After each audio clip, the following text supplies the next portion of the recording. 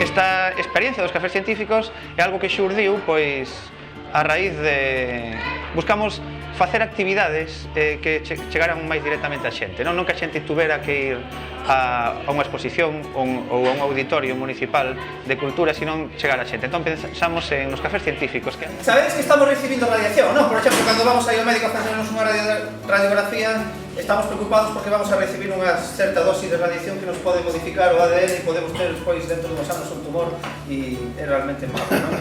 Pero ao longo dun ano da nosa vida, calquera de nós recibe a mesma cantidade de radiación que a que se recibe nunha radiografía, simplemente porque ven do universo. Que é moi importante, é fundamental para nós como persoas ter a curiosidade de saber por que son as cousas, como funcionan as cousas. Penso que estes cafés, digamos, poden, digamos, transmitir ese gusanillo de decir por que esta luz está aquí funcionando, por que non nos caemos cando estamos de pé, porque estamos aí colgados digamos, nun currunch aí dun montón de masa. Ese tipo de cuestións eu penso que podemos transmitilas a estes cafés. Isto é algo que escoitaste de falar moitas veces, é un detector Geiger. Vos sona, non? Cando hai unha fuga de radioactividade, van os expertos con un aparatiño e miden, van contando a radioactividade. Cada pi que se nota é unha partícula que detecta. Este é un detector Geiger un pouco especial porque ten dous detectores. Cada partícula nunha fai pi e na outra fai pop, simplemente para diferenciar cando entra unha partícula por aquí e cando entra outra por aquí, non?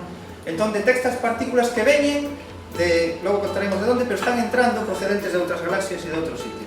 Este concepto xa existe no mundo anglosaxón, en Francia, en outros sitios, pero non con esta dinámica que lle damos nós, que é que nos acompaña un actor. E o actor lle dá un toque máis entretido ou festivo, se queremos. Hai unha cuestión marcante, que há unha conferencia casi nin que mai.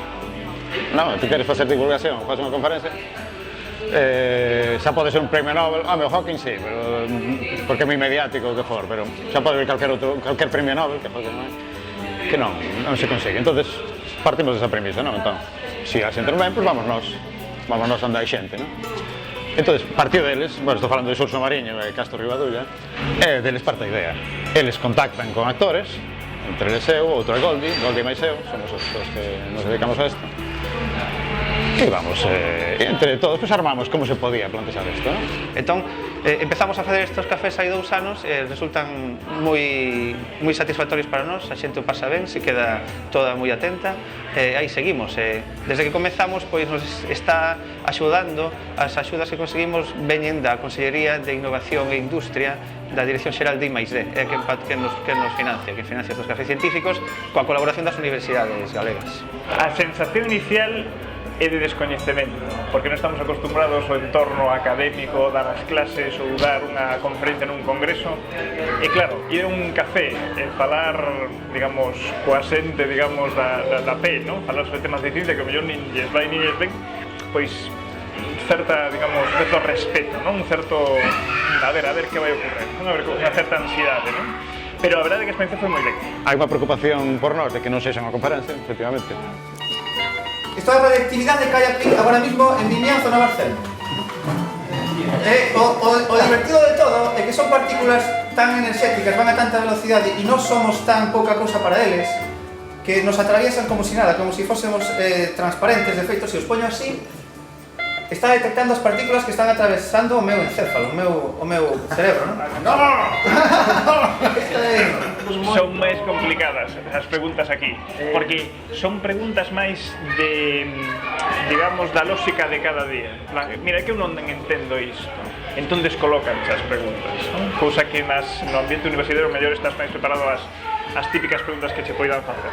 Un bar non é un sitio normal onde se fale de ciencia, así desde esta postura que nos tratamos de transmitir, non, así unha charla pois bastante seria, pero relaxada.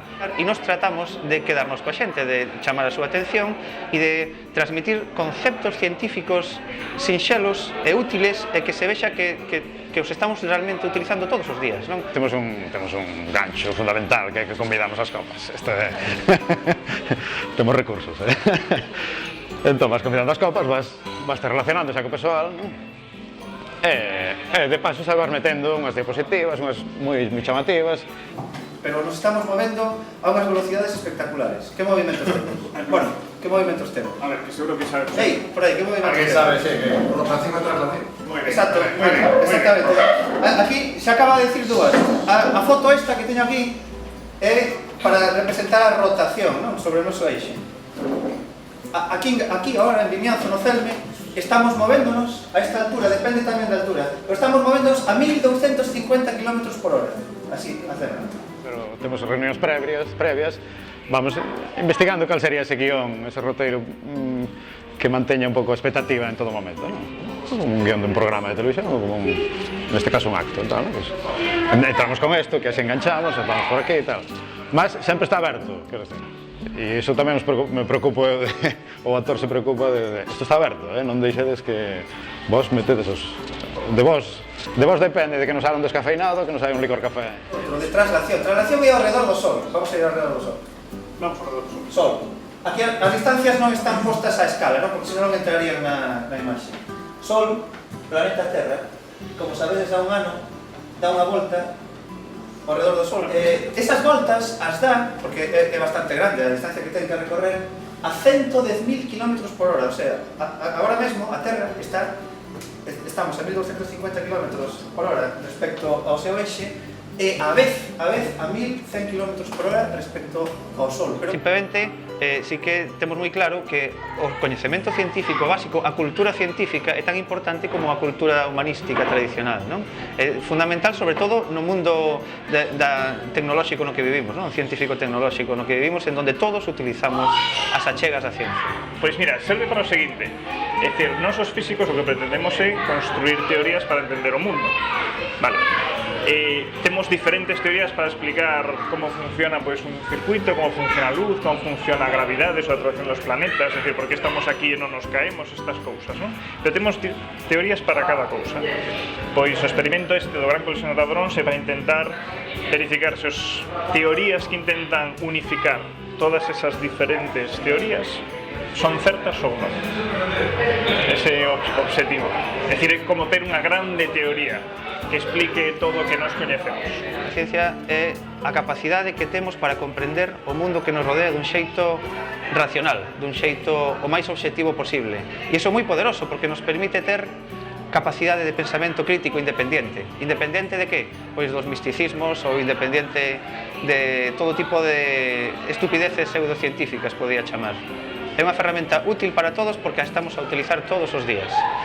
Que mellor que traela a un bar.